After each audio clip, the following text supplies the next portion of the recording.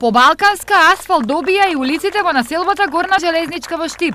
Изминатиот период општината заврши со реконструкција и асфалтирање на 50 на улици, а оваа населба беше една од приоритетните за работа. Пред 20 години доктор Виташев, како тогашен градоначалник од ВМРО ДПМН, има направено дел од улиците во оваа населба. После 20 години, еве сега, оваа власт, повторно на ВМРО ДПМН, направи некаде 1,5 километар улици во населба Железничка.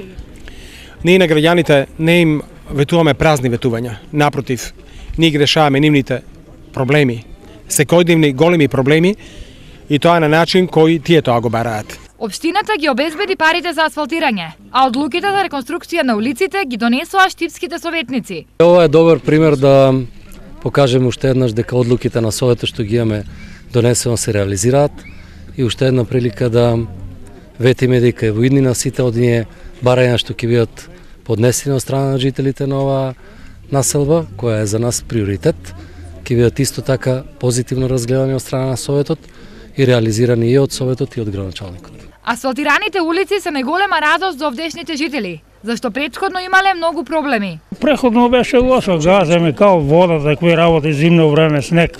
Со проблеми беме. Сега прилично е добро, значи. Многу години тука кал се гадаше.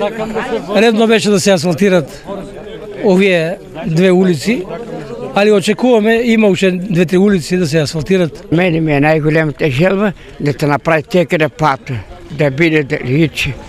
Онака колите орат, камати и тлева.